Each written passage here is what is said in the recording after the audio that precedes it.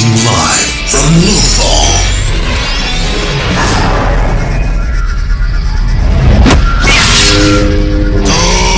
Good morning, Lothal. It's the Unofficial Star Wars Rebels podcast. Hello, everyone, and welcome back once again to Good Morning Lothal, the Unofficial Star Wars Rebels podcast. I'm Pete Salas, along with Rolando Zamora.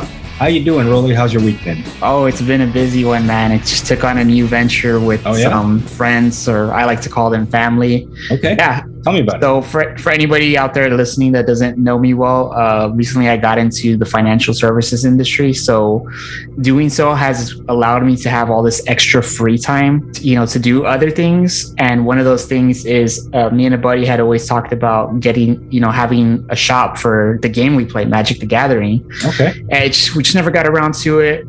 We had like regular 9-to-5 jobs, and everybody knows that has one. It's pretty stressful. You kind of want to get home and just relax, but he just got into real estate. I'm into financial services, so now we have this free time. So we opened a shop, and it's not just collectibles or magic cards, rather it's sneakers. My buddy really got into sneakers like about a year ago. Awesome. Like the high-end sneakers like Jordans and all that. So we're doing this combination store, sneakers and collectibles. That's sweet, man. Congratulations. Yeah, thanks. And for everybody listening out there, by all means, please visit we're on social media. We're just starting it up. Go out there and support us. Look for us on Instagram and Twitter at Lot41CA. CA is for collectibles and apparel. And then we just started a Facebook page too. You should be able to look for us at Lot41 Collectibles and Apparel. Okay. So, and what's the address of this place? Okay, so our shop is located in downtown Westaco, Texas, rather, for any of our non-Texas listeners out there. And it's located by the eatery. So if you're in the valley, like me and Pete are, drop on by, walk in, say, hey, I heard you guys on Rolly's podcast, and I'll probably be there. So I'd love to meet you in person too. Oh, that's and if you have criticisms, you can tell me to my face in person. You can come and disagree with directly. The Last Jedi, come into the store and let's talk about it. That's funny, man. No, congratulations to you and your buddies for pulling the trigger and making a dream come true. That's gotta feel great, man.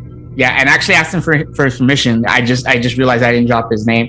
They're Andrew and Lorena Leal. They're really good friends of mine. I call them family, the same way I call Pete and a lot of other my buddies' family. So want to congratulate them also and give them a shout out. Yeah, no kidding, man. That is a big deal. So I'm really happy to hear that. So that's pretty cool, man. I hope to make it out there very soon. Check it out. Yeah, we hope to see you there.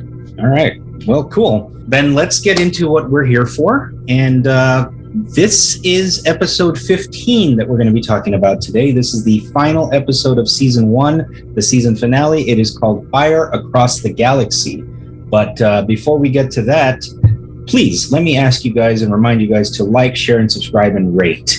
Okay? It's very helpful. The spiel, but I'm going to do it anyway. So please like, share, subscribe, and rate us. It would be very much appreciated. So before we get to talking about what's happening in this episode, Rolly, what's happening around the galaxy? Let's see what's happening this week in Star Wars. It's been a pretty peaceful week in the galaxy this week, but when I was doing my research, I found some things. I remember last week, as soon as we ended our recording, there was some things I forgot to mention. So I was like, you know what, let me go back and make sure I mentioned that. Yes. And for the collectors out there, some really cool new collectibles got announced from Disney Parks, rather. 2 new Legacy Sabers are dropping. Number 1, Plo Koon. People might remember him as the Jedi Master. He was kind of the weird looking, I don't want to call him a squid, but he wore the mask. He definitely looks like a crustacean of some sort. There you go. Yep. Yeah, I always thought he was easily one of the coolest looking Jedis. And if you kind of read a little bit into his backstory, really cool dude. And I know nothing of his backstory, so fill me in just a quick. What is his story? Unless it's too long to explain in brief moments. For me, it's a bit too much to get into. My standout with his character is I always think of validation when we talk about Jedi Masters, because you have like your failed fallen masters and such. And I always think of like, well, I wonder what Obi-Wan thinks when he thinks of like Anakin, right? And we really get a perception of that from the Kenobi show. Well, to keep it simple, Plo Koon, if I was Plo Koon and I realized I was the Jedi Master that discovered Ahsoka Tano, I'd be feeling pretty high and mighty. So I always think of that, because I think of the Clone Wars episode where they actually show Plo Koon meeting baby Tano, as I like to call her, or baby Ahsoka. Right. And so I'm thinking like, oh man, talk about a contribution to the Jedi Order. Easily one of the top tier Jedis, and he was the one that discovered her. So I personally do need to do a bit more research on Plo Koon. It's always been a favorite character of mine. He's actually Dave Filoni's favorite Jedi, so that's got to count for a lot also. That's what I was going to say. The two things I know about him is A, he's Dave Filoni's favorite character altogether, and two is he was the stand-in for the big finale of The Mandalorian when Luke Skywalker shows up. Yes. To throw, people off the scent or whatever. The idea, at least on the script, was that Plo Koon's the one that actually is the one that shows up to save them. Right? I have that correct. Okay. Yes, that's absolutely 100% correct. So he's a good red herring also for the script. Yeah. So again, his legacy saber. People familiar that might not be familiar with the legacy sabers at Disney parks. They're actually like the character sabers. So you go to Disney World, and they have like a setup where you can create your own lightsaber, but these sabers are like master replicas, so to say, that they sell at Doc Ondor's shop that you can actually go in. I myself have quite a few. I should show some on the show sometime. You should. So I actually kind of get them smuggled out of Disney World, because these aren't sabers that you can easily order out of, from Shop Disney. They do drop on Shop Disney every so often, which is very convenient. But some of when they're newer, it takes a while to get there. So you're just you're a filthy pirate also then. Exactly. It immediately made me realize how important the Han Solos and Lando Calrissians of the galaxy are. Yes. It's not always for bad. It's for good sometimes. Right. That's cool. Another legacy saber got announced. They actually had a fan contest to vote which saber do they want to see next. This is barely the second time they've done it. The first one was Cal Kestis. That one finally came out recently. The next winner, which I was really high on because I really wanted saber, was none other than our Kanan Jarrus from Rebels. So formally, it's advertised as the Caleb Dune, or the Padawan Caleb Dune saber. That's his real name. If you've seen the Bad Batch, you'll realize that. But it's basically exactly the same saber from Rebels. So that's one that I've wanted them to release. I love Kanan, and I have to have his saber, so I hope to have that one in hand soon. Yeah, no, you posted that to our friends chat, and my first question was, does it come apart? Like, can you take it apart? So that's pretty cool, man. No, that is a really cool one. Have they released the Ezra version with that's shaped like a gun? They have, right? Or no? So no, I haven't been to Disney recently, like I've said before, but I know they had a setup where they had some sabers on display, and they have Ezra's like gun saber, or gun blade, let's call it that, on display, but they don't have it available as a legacy saber yet. Yes, the gun blade saber is an awesome one, and I hope they release that at some point. Okay. All right. So in other news in Star Wars, let's get to our birthdays like we usually do every single week. First, we had Lewis McLeod. Birthday was July 4th. He is the voice of Sebulba from The Phantom Menace. We also had Jimmy Smits on July 9th, who we've spoken about regarding Rebels, because he plays Senator Bail Organa in all forms in Star Wars, with the exception of A New Hope. I think he came out briefly in A New Hope. I don't remember.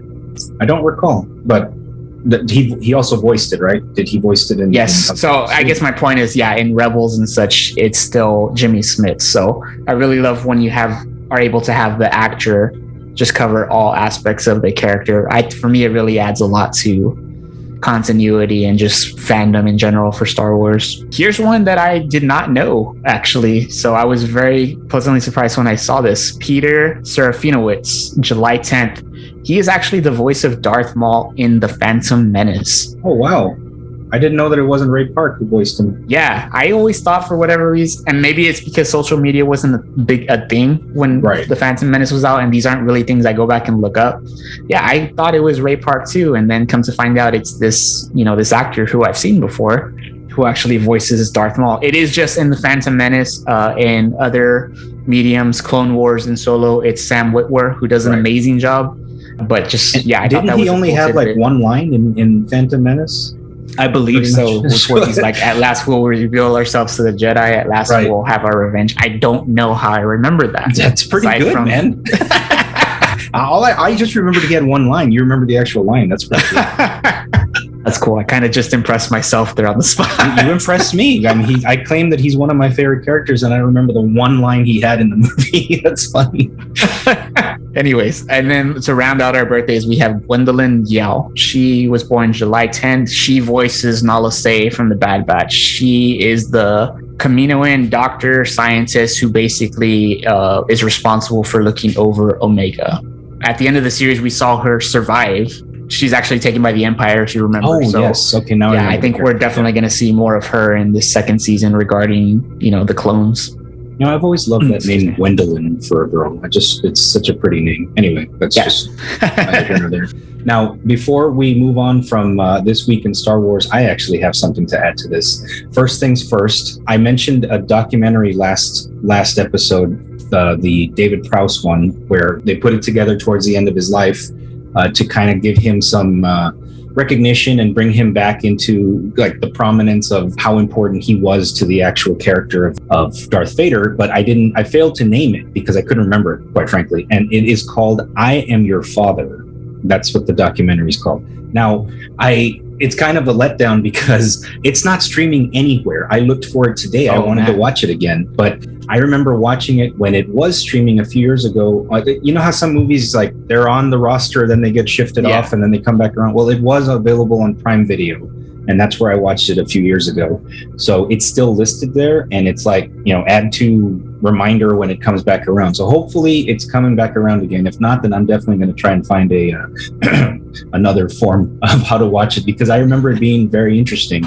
You can watch the trailer, and that's what I did to suffice to, to make me feel better for not watching it. And it reminded me of how good it was. So basically, the premise is there's a filmmaker who talks to all these different people that were involved in the producing of the movie. And there was it kind of documents the fallout that David Prowse had with George Lucas and the whole Star Wars team. Like, basically, he played him in each movie up until Return of the Jedi. And it's really, at least from the trailer, what it reminds me of is on the day that they shot Vader's unmasking, like, they didn't even tell him that they were shooting that day. Like, that's how secretive or maybe how toxic that relationship had gotten towards the end, that basically they knew from the beginning that once that mask was going to come off, it was not going to be him under that mask.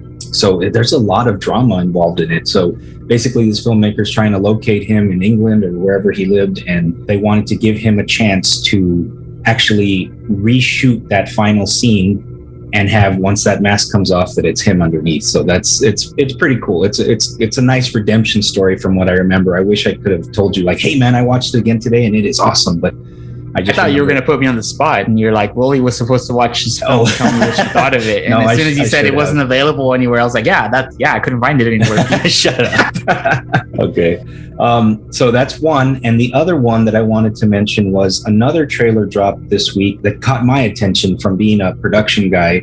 And it is called The Story of ILM. It's the Industrial Light and Magic documentary. Did you see that trailer? Now you're indirectly calling me on the spot for not being on top of my This Week in Star Wars game. I knew I forgot something. Yeah, well, that was it. So, hey man, that's what I'm here for. I'm here to pick up the slack when you drop it, Rolly. So, hey, I think your Star Wars game is massive. You do not give yourself enough credit on the Star Wars game. You are showing me up so far today. Well, thank you. So it is a 6-part series that's going to drop on Disney Plus starting July 27th, and it's called Light and Magic. And for me, I geeked out at the trailer because it kind of shines a spotlight on those people that were not the actors on screen that we all love, and this part of the weaving of the storyline, who wrote it and who produced it. It was not that. It's basically the dorks and the geeks and the people backstage that were building these models and these puppets and whatnot from the very beginning. And George Lucas had a really good line in the trailer where he says, like, basically, we had these ideas of what we needed, but there were no no production houses back in the 70s that would do it. So basically, we just did it ourselves, you know? Yeah. So I'm really looking forward to that one. And I'm glad that it's more than just one, you know, documentary. It's a 6-part series. So I'm very much looking forward to that coming on. Yeah, I'm definitely going to check that one out for sure. Okay, so moving on, I see on your notes that you said that you wanted to rank the shows, and from what I can see, it's the spin-off shows or the offshoot shows that are away from the main movie storyline. So what did you want to do on that? Like, how did you want to? Yeah, so basically this week, if anybody that actually is able to look at my TikTok one of these days, you scroll through it and it is nothing but Star Wars. I have that algorithm programmed to a T where it's like, if it's not an ad, it is Star Wars content. So this week I saw everybody ranking the shows, and I love the show so much, and they included the animated series that I want to participate in that, but I want to do it on our podcast and have just me and Pete kind of rank the shows based off of kind of the way we've been doing the movies. Mm-hmm. Now, we don't have the TikTok music and all that. I really like the way they do it on TikTok because they play the music and then the person like puts the show in the order. So what I'm going to do is I'm just going to do it the way we always do, ranking it from lowest to highest as I prefer them. All right. So there's 7 total that we're going to cover. Number 7, I'm sure 99% of you out there might not even have heard of it. It's called Star Wars Resistance. And Resistance is actually the animated show based on the sequel trilogy. So it's 2 seasons. It's kind of whatever. There is a couple of great episodes I remember, but you know, it ranks number 7 on my list. Number 6, I got to go with the Book of Boba Fett. I love the concept. I love the second episode. It's just, it was kind of like a little all over the place to wrap things up. I love them bringing back Mandalorian, but at the same time, I really wanted more Boba, so I rank it number 6. Number 5, this is where it really starts getting difficult for me because all these shows I love, like severely love. So if it ranks too low in your opinion, don't scream at me. I'm talking like it's real tight between 1 through 5. Okay. Number 5 is The Bad Batch. It's fresh. I love the show. I love the animation. I love the characters. Maybe it moves up as more seasons are released. It really is a great show. Number 4, Obi-Wan Kenobi. I was stuck between number 3 and 4. Number 3, I have The Mandalorian. I didn't know how to rank those, but again, Mandalorian, I think it's kind of standalone. It's creating new content for the Star Wars universe, so I got to rank it above Kenobi. Okay. I don't have to say much about Kenobi. We've spoken about it in the past few weeks. It is a great show.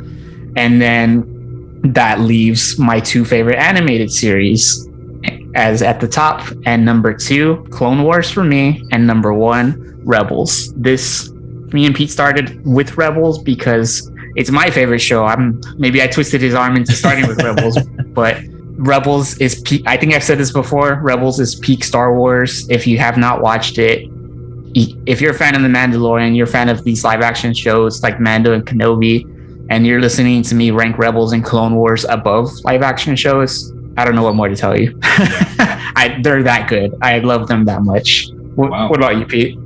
Okay, well, I'm going to have to also put Resistance as number 7. I have heard of it. I've seen it listed on Disney Plus. And in fact, to be fair, I asked you, I was like, so should I watch that? And you're like, not before you watch Rebels. Like, I remember distinctly you saying that it's a good, like, way to fill some time if you're bored or whatever, but it's not essential viewing, I guess is the best way to put it. Okay, so let me see my options here. I am going to put Bad Batch at number 6. And it's not because that I don't like it. Obviously, I did enjoy it very much, but the only reason I'm putting it lower is because I enjoyed Book of Boba Fett a lot more. So I'm putting that at number 5. The character of Boba Fett has always been one of my favorites. I do like what they did with the series as a good way to give us some backstory. Now, were there parts that fell off a little bit? Were there parts they could have improved? Yes. I too was excited to see the Mandalorian show up on the show, but it also, I agree with you that it took away from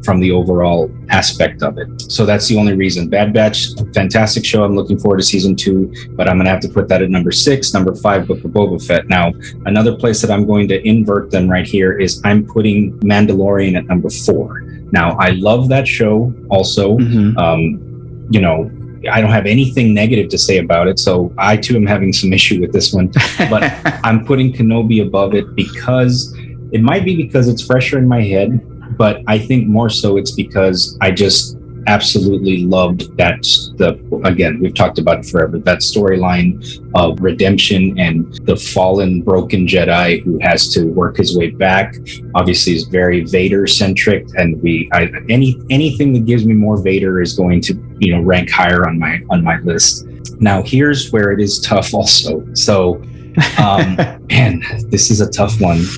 I'm gonna say that Clone Wars edges out Rebels, so I'm putting Rebels at number 2 and Clone Wars at number 1. Clone Wars is just a fantastic story. I love that time frame, that era between episode 2 and episode 3 of Anakin as he's growing into becoming this master Jedi. Well, excuse me, not a master Jedi, but in order growing into his shoes of who it is that he's going to be, who it is he's supposed to be. And I really liked that storyline. It's also the first place that I was introduced to Ahsoka. So it's a very, very good, well-rounded story. And then you come to the final season, and the final season was just like mind-blowingly perfect television. Yeah. So I'm going to have to rank that one above Rebels. I do love Rebels, obviously, if I'm doing this podcast with you. But yeah, no, for me, so this is my order. Resistance at number 7, Bad Batch number 6, Book of Boba Fett number 5, Mandalorian number 4, Kenobi number 3, Rebels number 2, and my number 1 is The Clone Wars. I don't think that you can top that. As far as I still very much appreciate that you also ranked those 2 animated shows above all else. Really, like, those shows are neck and neck, but like I have some friends that, I asked them, hey, listen to our podcast even if you're not watching the animated show, because we talk about, other Star Wars content. And that's my, if I have a Star Wars mission in life, it's to get people to watch the animated shows that haven't seen it. And it's so good. I love it so much. When I think of Star Wars, that's the first thing I think of. If I'm watching live action Star Wars, I'm thinking of how does it relate to Rebels and Clone Wars. Anytime an animated character comes out on live action, I'm like losing my shit. The hairs are standing up on my arms. It's ridiculous. Those shows just really like pulled me back into Star Wars with unbelievable force. So they're gonna be hard to top with any new series that ever comes out. No, absolutely, man. And if there's one thing that I can say, other than the hours that you and I have spent, building this relationship, this friendship between you and me, is the one thing I can give you credit for forever, up for all time, is that you expanded my Star Wars love by not introducing me because I knew they existed, but by actually talking me into watching the animated shows. So I thank you for that, for real. Yeah, that's what I'm here for. Okay, so let's get to what we're here for, which is recapping the final episode of season 1 of Star Wars Rebels. So Rolly, hit us with a synopsis. So first of all, big episode this week. I told Pete I was so excited to talk about this episode. So here, let's start with the synopsis, like Pete said. So continuing the events of Call to Action and Rebel Resolve, the Rebels are on a mission to rescue their leader, Kanan, from the Galactic Empire. A battle takes place between the Empire and Rebel forces above Mustafar, with Kanan facing the Grand Inquisitor one last time. Fulcrum's identity is finally revealed to the team. Excellent. Yep. So a great way to end this season. There was a lot of action happening, and there was not one wasted moment in it. So basically the episode starts with Sabine distracting the stormtroopers while Ezra and Zeb are hijacking an Imperial transport from the Imperial facility. There's a really cool scene where she's basically leading them, around the place while simultaneously setting these charges to blow up these TIE fighters. I guess it's like a TIE fighter either docking station, or it's where they're like repairing them or whatnot, whatever it is there. So she sets the explosives on the TIE fighters on her way out, and she creates a smoke cloud in the outline of the Phoenix Squadron emblem. So that was a pretty cool little nod to kind of like her calling card, because she's the artistic one. In fact, I think they called her the artist is here or something like that, right? Yeah, I love how he called her that in that one scene. And that smoke cloud that ends up turning into the Phoenix Squadron. By the way, please drop that picture for the YouTube audience. I don't think I noticed that. This is the third time that I'm watching Rebels again, and I don't believe I noticed that in the first 2 weeks. Okay. And I was just like, okay, we gotta talk about that moment because that's so pretty cool. I mean, to be fair, I didn't notice it either. I'm just reading your notes here, so like now I'm gonna have to go back and look at it because I did not notice that when I watched it, to be honest. Yeah, it's really cool. So Pete will throw that up for you guys, and even if you're an audio listener, like look us up on YouTube so you can see it in case you missed it too, because it is a really awesome moment. So basically, just to carry on that, the scene immediately next cuts to Hera discussing the plan with the crew to rescue Kanan. In the previous episode, you saw Fulcrum reaching out to her, telling her like, you guys need to go into hiding, stop looking for your master. And Hera was very conflicted because Kanan's her significant other. She knows what Kanan means not only to herself but to the rest of the crew. So she said, you know what? I know I'm part of the bigger plan with the formation of the Rebel Alliance, but that doesn't matter now. Kanan's family, Kanan is the mission. So right away we get into her discussing how they're going to rescue Kanan. And basically the beginning of the episode, they were raiding that Imperial compound so that they can steal a transport. And the idea is with that transport, that's going to allow them to get closer to the fleet over the Mustafar system. And that's where Kanan's being held on Tarkin's Star Destroyer. Right. So they're discussing all the details of everything. And they realize that the transport is just a bit too large to enter the docking bay on the Star Destroyer. So they show Hera like, man, you know what?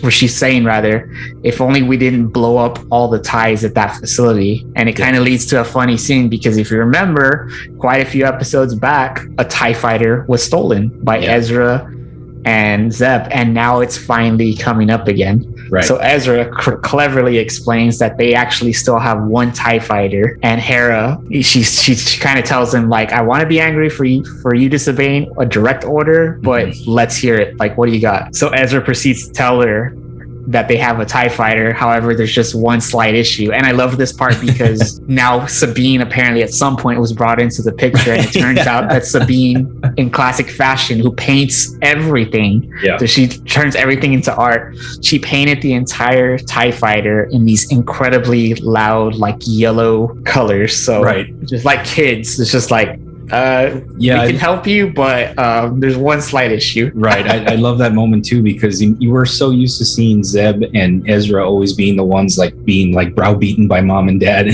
And in that scene, you see Sabine also is like, oh man, I'm in trouble too. Kind of like. So they show Hera, and she's kind of reaffirming the team's dedication to saving Kanan, even though it's against Fulcrum's direct orders from the previous episode. And she tells them, you guys, you know what?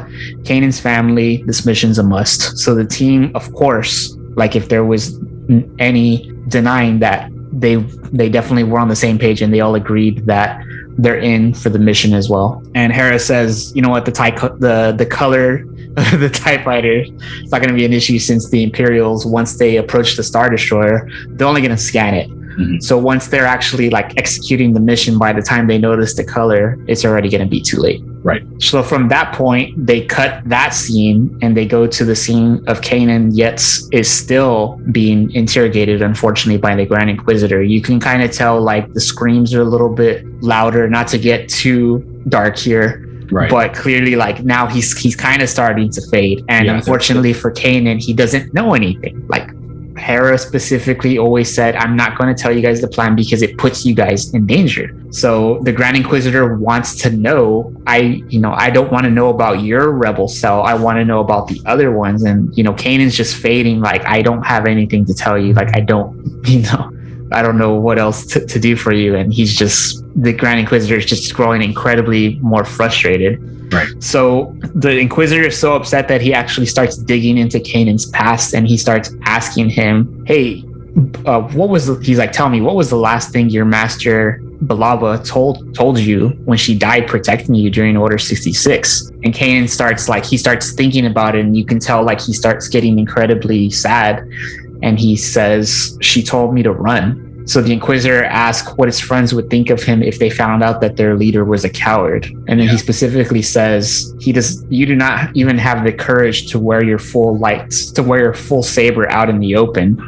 He also tells him that Kanan is right to be afraid. He couldn't save his master then, and he sure is not going to be able to save his followers now. So that was awesome. That was a great, like, powerful scene. You know how I am with the bad guys, and that was a great bit of dialogue of like psychologically getting into his mind. So it's not only torturing him physically, but torturing him mentally. Also about forcing him to remember one of the worst or the worst moment of his life.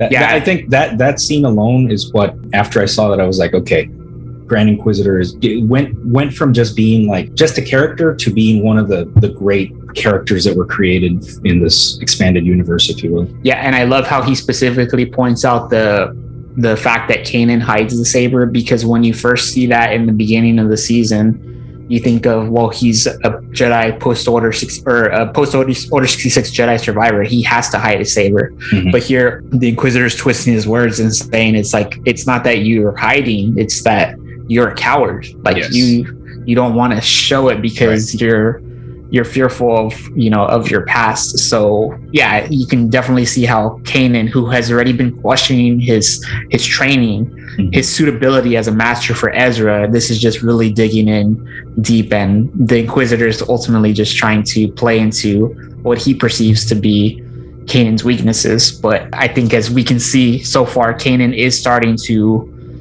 strengthen in his capabilities as a master and as a Jedi. So I think him resisting this torture, granted he doesn't know the information the Inquisitor wants, it still plays a huge part into this. Right. So they cut back to the Ghost crew. Now they're on the stolen Imperial transport with the TIE fighter in tow, and they're beginning to approach the Star Destroyers that are over Mustafar. So they show Ezra connecting to Kanan through the Force to confirm he is on the ship before the team begins the mission of actually landing on the ship. So he makes a connection with Kanan. Kanan recognizes that the team is on their way. Mm-hmm. And after that connection's confirmed by Ezra, Hera orders Chopper to send in Sabine's gift. So apparently Sabine's gift, as it turns out, is the TIE fighter, but of course, it's got to have even more Sabine flair to it. It is lined with EMP detonators that they're sending into the Star Destroyer docking bay with the intention to explode and just disable all the power in the Star Destroyer, which is going to allow them to land and rescue Kanan. Right. So, of course, it succeeds. I think one of the stormtroopers made a snide comment because the TIE fighter pulls in, it's painted. I don't remember what he says, but they're like, that's not standard protocol. Yeah, something to that extent. Yeah. So they show the bombs go off, and like I said, they're EMP bombs. So, it shuts off all the main power to the Star Destroyer, and I was kind of surprised it disables the stormtroopers. Yeah. I don't know if you picked up on that or not. So I guess to me, it would just seem like an electric charge that just kind of shocked them and made them. Yeah, I guess maybe because their comms and they have like tech in their helmet, so it coincidentally also shocks them since that malfunctions. Right. That's kind of how I took it.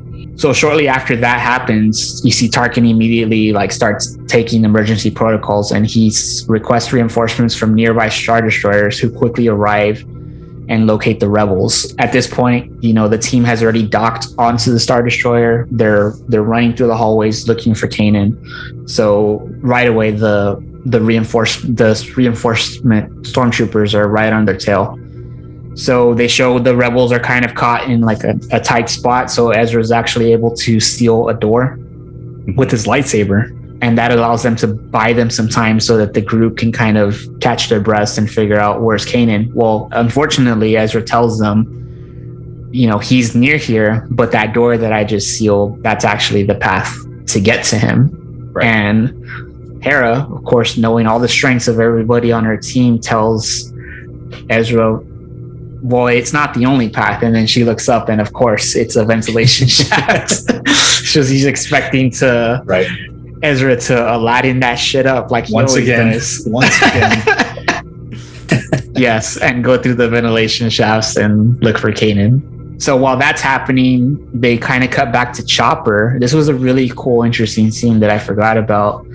And they show him contacting Fulcrum as he's concerned with the growing number of Imperials that are arriving as his friends are on the ship. And that was a scene I actually had to go back and rewind, because I initially wrote in my notes, Fulcrum contacts the Ghost, and Chopper answers, and she's like, this is Fulcrum, who am I speaking to? I was like, wait a minute, that's not what happened. It's actually Chopper that reached out. Right. And she's like, what do you need? Like, who am I speaking to? Because Hera is the only one that ever has contact with her. So as that's happening, again, we cut back to Ezra, and he's been able to locate Kanan. So he kind of enters the holding cell. He's able to unbind him from the seat that he's on, and he walks him out of there. And Kanan's like clearly like he's like done. Like he's just been through so much torture. He's barely able to walk. So Ezra, he's got one arm around Ezra, and Ezra's really kind of walking him out. Right. And Kanan specifically tells him, "You shouldn't have come, but I'm glad you did." And Ezra reciprocates that and says, "You would have done the same for me. In fact, you already have." And of course, that's a reference to when they actually left Ezra behind in the very first episode, and they went back and rescued him, because it was already at that point that Kanan knew the importance of Ezra and what, you know, that he was going to be a big part of his future. So as he's escorting Kanan out, they actually, unfortunately, encounter the Grand Inquisitor, who's basically just waiting for this moment. He walks right into them. And at that point, when he sees them, Kanan kind of like instantly gains this strength out of nowhere and basically puts his foot down and says, "Enough is enough." Right. So Kanan actually borrows Ezra's lightsaber because he doesn't have his anymore since he was caught, and he begins to duel the Inquisitor. And what was really cool about this moment is that he actually incorporates both the blaster and blade portions of Ezra's saber simultaneously. And it was a really funny scene because they immediately cut to Ezra and he's like, "I never thought of that." So I on my notes here, I kind of wrote that I was thinking about that scene. And if you guys remember all these previous episodes, they were always giving Kanan crap about, well, does your saber do that? Does your saber do that? So when I saw this, I saw it as like Kanan's finally seizing the opportunity to use a really cool, non-traditional saber, and it's not his, so he's definitely going to maximize this opportunity while he has it. So it's a really cool scene, the way he kind of like uses both the blaster and the blade at the same time. As Kanan is dueling the Inquisitor, they show Ezra noticing that Kanan's actual saber is tied to the Inquisitor's belt clip. So Ezra, of course, doesn't want to leave his master out there on his own to fight. He wants to help him. So he force pulls the Kanan saber off of the Inquisitor. So when the Inquisitor sees this, he ignites his double blade, because at this point he's only using one side of his blade to duel Kanan. So he ignites the other side and he declares it a fight worthy of his time. And this scene, if you guys saw it, you would instantly draw the parallels to Duel of the Fates from the Phantom Menace. Yes, and was I the only one who was waiting for that music to come out, or like that would have been a perfect moment to at least a small stinger, just like just something to like immediately make that connection that you just made. So anyway, I was waiting for that too. I think that was kind of just maybe like an oversight. Yeah, it seems like a missed opportunity. Yeah. It was really cool because the area where they're fighting, it's very like similar to the same environment as the Phantom Menace, aside from the dual wielding, villain. Right. They're always fighting on some sort of a catwalk where, like, it's very thin. Where there's like limited space and just like one misstep, it's it's their doom. So funny you say that, because that kind of leads into where this is going. Mm-hmm. So immediately they start fighting, and of course Ezra is still out of his element when it comes to lightsaber dueling. So the Inquisitor kind of immediately makes quick work of him, and he knocks Ezra off the ramp. And it's kind of like a very dramatic scene. They show Kanan. You hear Ezra screaming because he's falling, and immediately Kanan kind of believes, well, he's gone. I just lost my Padawan. And that's where I thought of this. And this is where the moment, in my opinion, Kanan becomes Kanan. If you guys remember, I said a while back when I first started watching Rebels, Kanan wasn't my favorite character until after season 1. Yeah. This is the moment that Kanan starts becoming my favorite character. Okay. So Kanan, you can kind of tell he's been scared of so many things, even though he hasn't been like very direct about what they were. He's just indecisive. He's not sure of himself. Mind you, he's alone. In his opinion, he is one of the only surviving Jedi, so he doesn't have somebody to lean on. Right. And this moment, he kind of grows up instantly. He believes since he just lost his Padawan, and Kanan immediately tells the Inquisitor that was a mistake. And the Inquisitor says, "Why? Because you have no one left to die for you?"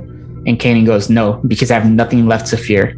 Boom. So, yeah, exactly. They show Kanan force pull his saber that Ezra had just dropped, and ignites it to dual wield against the Inquisitor. So now we got 2 blades against a double-ended blade. Yeah. Really cool scene. So cutting back to Hera and the team, they show Hera reaching out to Ezra on the comms, and Ezra, fortunately, he didn't fall to his death. He kind of fell to the lower level catwalk, and he's just kind of like knocked unconscious temporarily. And that was a really cool scene too. I didn't write this in my notes, but they show Ezra actually hearing the voices of his parents. Yes. And I know Rebels came out before Rise of Skywalker, but I thought of that moment when that's exactly what I thought of also. That's where the Jedi are telling Rey to get up and such. That was kind of like that moment for Ezra, except it was his parents like saying, "Get up, Ezra," because his parents fought for the same thing that Ezra's fighting for right now. So they show Ezra awake, and he tells the team, Kanan's okay, I got him, in fact. And then he's looking up at Kanan, right? And he's like, in fact, he's actually better. Like he wakes up and suddenly Kanan's no longer Kanan anymore. It's this Jedi master who he always envisioned him to be. So immediately, like, they just show Kanan like dispatch the Inquisitor. It was a really cool scene. Kanan tells the Inquisitor, like, hey, you know what? You were right. I was a coward, but today I've discovered something greater than fear, the Force. So Kanan puts his blades, mind you, he's dual wielding blades at this point. He puts the 2 blade tips in between the Inquisitor's like round Inquisitor saber, which I'm sure you listeners out there are familiar with. And he just like slices it, and the saber just like falls in 2 pieces to the below areas, and it actually lands in one of those power cores. So the Inquisitor is also knocked off of his feet, and he's like about to fall, but he manages to hang on to the ledge. So as the Inquisitor is there, like trying to continue the conversation with Kanan, like his last parting words, he tells Kanan, "You have no idea what you've unleashed today. There are some things far more frightening than death." And then he proceeds to let go of the ledge. What do you think he meant by that? Like, I was confused by that. I don't know what he was referring to, unless it's going to give away some spoiler from something later. What do you suppose? I should have put more thought into. I remember thinking, I paused it and I was like, "What does he mean?" And then, I should have known. I was like, Pete's gonna ask me, so you better have a good, solid answer for it.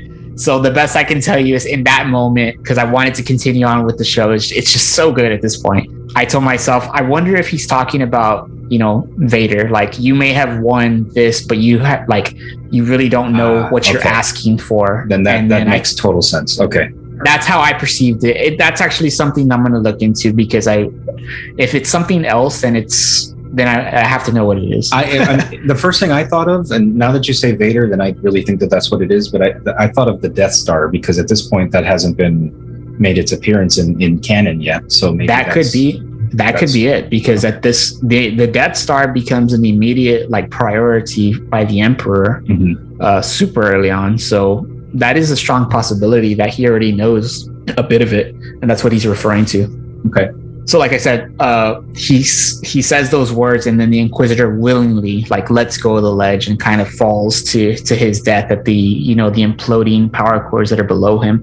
It really reminded me a lot of the scene of when Vader throws the Emperor over the ledge on Return of the Jedi, and he just shows that the Death Star kind of starts imploding at that point. Aside from the Super Star Destroyer crashing into it. Yes. But it was kind of a similar scene, like I said, when the Emperor's thrown off the ledge. So they sure enough, they show the Star Destroyer, and it starts imploding from everything that just happened. And immediately they show Tarkin getting evacuated right off the ship. So mind you, at this point, keep in mind, Ezra and Kanan are still separated from the team. So they show Hera, Sabine, and Zeb escape on the painted TIE fighter, of all things, while Ezra and Kanan proceed to run to the docking bay, and they see the Inquisitor's TIE fighter, and Ezra drops a really funny line. He's like, well, the Inquisitor's sure not going to use it to get off the ship. And then I believe Kanan tells him, he's like, kid, you scare me sometimes. It just gets like a real dark comedic moment for Ezra. Right. So as they're escaping off the ship, Hera's trying to reach out to Chopper, but Chopper's not answering back. So they're being attacked heavily by TIE fighters. It almost seems like they're reaching their end. And then fortunately, Chopper shows back up on the stolen Imperial transport. But the awesome part is he came back with friends. And this goes back to when he was talking with Fulcrum, he specifically asked for reinforcements. So when Chopper shows up in the Imperial transport, the Ghost shows up, as well as 3 Corvette cruisers. So right off the bat, this implies the Rebel Alliance has finally arrived on Rebels. Yeah. Really cool moment. So of course they save the team and they escape through hyperspace, and fortunately they're able to get away successfully with Kanan and the full Ghost crew on board. So the episode starts to kind of wrap up here, but we have some really, really big, awesome moments to end the season. So they show the team boarding the Imperial transport, and they're so happy that Kanan's back.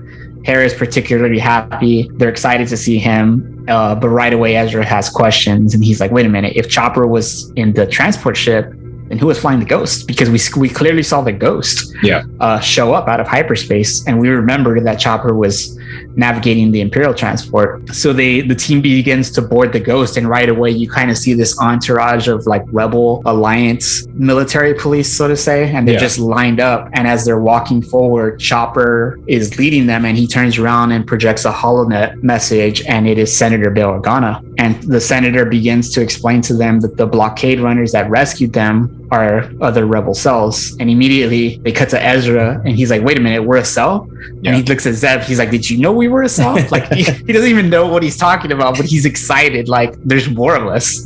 So Hera tells them, we weren't ever supposed to meet. That way, if we were captured, we couldn't reveal the other rebels to the Empire.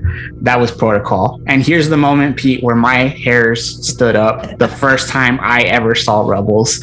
Because as soon as she says that was the protocol, my favorite character is revealed to be Fulcrum, Ahsoka Tano. They show her climbing down the ladder of the Ghost, and she immediately interrupts Hera and tells her the protocol has changed.